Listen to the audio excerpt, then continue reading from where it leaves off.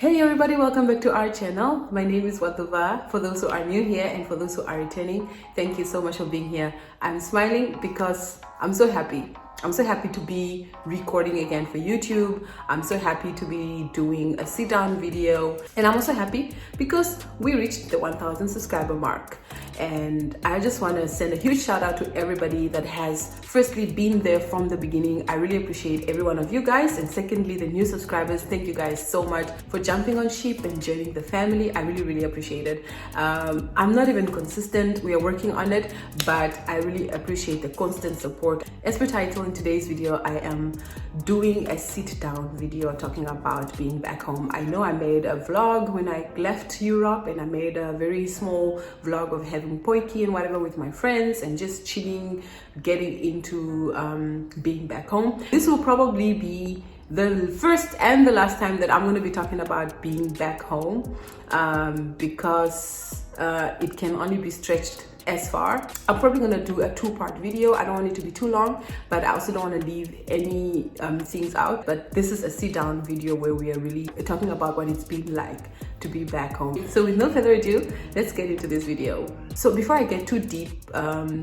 with this experience for me, I am just gonna just lightly talk about what it's been like, what I've been doing, all that stuff. And I think the first thing I can say about being back home is, or just the whole process of coming back home, is that the feeling of flying back home is bittersweet. I say bittersweet because yes, you're gonna miss a lot of the things that you're leaving behind, but you're filled with so much excitement with the idea of going back home. And like for example, I feel like one of the things that get me 100% excited about always coming back home is you are not a foreigner.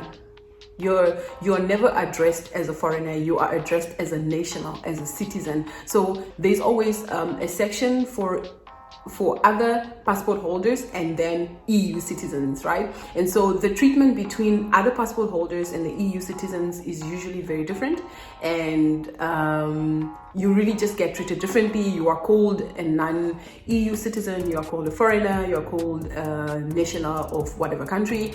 You're just never a citizen, which you are not. I mean, we are not EU citizens. So, but the feeling when I arrive at a Namibian airport and I get to the parts where the Namibian passport holders go to the one side and then the other passport holders go to the other side, I feel so good being able to walk into the section that says Namibian passport holder, Namibian citizen, because there's never hassle. You give your passport, they tell you welcome.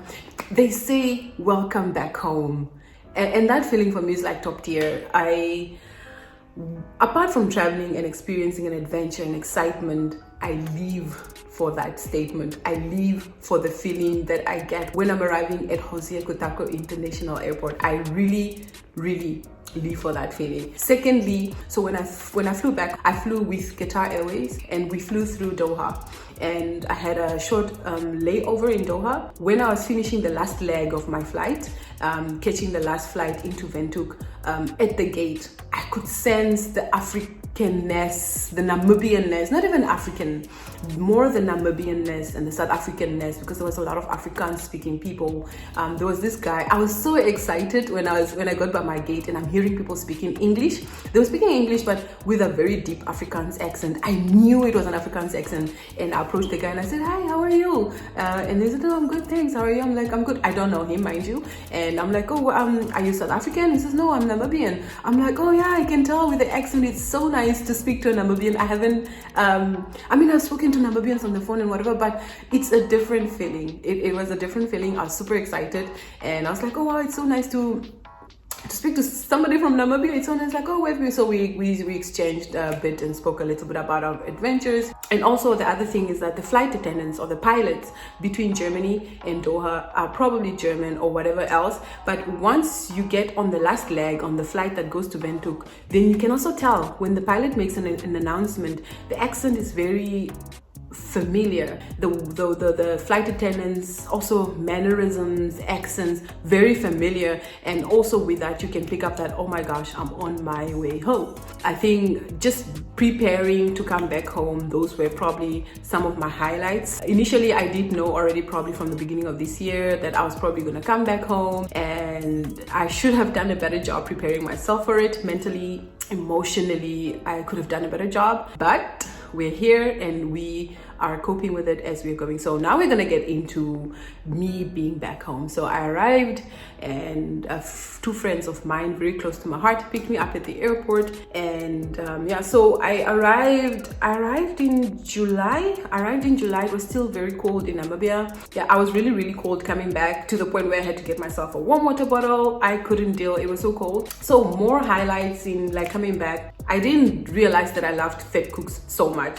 When I got back, I ate so much fat cooks. If you see me in the streets and, oh wow, you got fat, please leave me alone. Leave me alone. I've eaten so many fat cooks in the last month and a half. I missed fat cakes so much. I had a lot of it. So when I got back, I really ate a lot of food. I ate a lot of like homey things. I ate a lot of meat and kapana. I ate a lot of Namibian snacks when I got back, like snacks I didn't find back in Europe generally. I ate a lot of that. I discovered Babala's biltong. Goodness, that biltong goes down. It slaps. It slaps. I had a lot of that.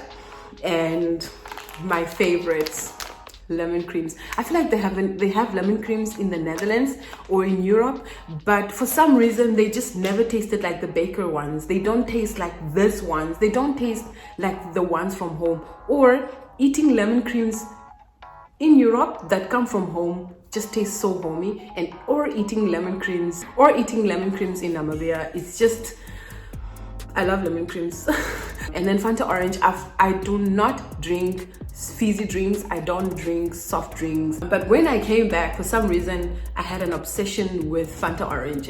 I drank Fanta orange. And so at the moment, Fanta orange is the only soft drink I'm drinking. And I usually shake out the gas because I don't drink fizzy drinks. It doesn't work well with my belly. Also, I didn't find a proper Fanta orange in Europe. I'll probably find a picture and just put it up somewhere on the screen so y'all can see what Fanta orange apparently looks like in Europe. It's I even think they call it Fanta lemon or something. Fanta orange, but it's yellow. So being able to have proper Fanta orange has been heaven. And then another excitement that I just experienced with this whole thing of being back home is being able to sit even at a restaurant or like in a taxi or whatever, and when you hear the local languages being spoken that you understand,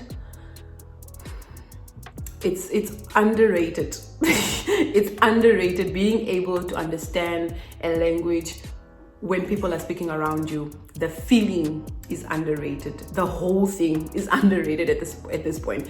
But I got excited. I can sit down and I'm not eavesdropping, but I can hear what the people are saying. I understand what they're saying. And so I think that's been like another excitement. And then I think one of the biggest one is that I'm able to pick up my phone and call my mother. Being gone for so long, I've relied so much on WhatsApp to reach her, and a lot of times she's offline, so I have to get this friend and that friend and this person to call my mom because I'd like to speak to her, or like text somebody, hey, please, can you please text my mom to go online? And now I'm literally able to just pick up my phone and call her and actually speak to her. And I think that has been the best part of all this. Being able to see my friends and their children. My friends and their children and their husbands, and it's been amazing. It's been great to see a lot of people, and gradually getting back to, you know, homey vibes and all that. So I don't want to drag this video too long. So this is the end of part 1 of me being back home. So I'm going to do a part 2 where I'm going to just go a bit more in depth in really just being back home, the emotions, the difficulties, everything that comes with being back home. And so yeah, with that said, thank you so much for watching this video. I hope you enjoyed it. I hope you're enjoying the sit down video. I'm enjoying it so much. I'm happy to be able to be in front of my camera again and make these videos for you guys. I hope you enjoy it, and please do stay tuned for part 2. Don't forget to like, comment, share, and subscribe if you have not subscribed, and I'll see you guys in the next video.